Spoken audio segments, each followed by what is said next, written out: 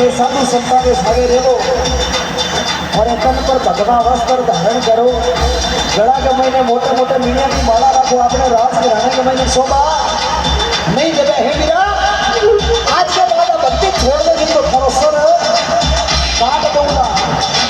बोले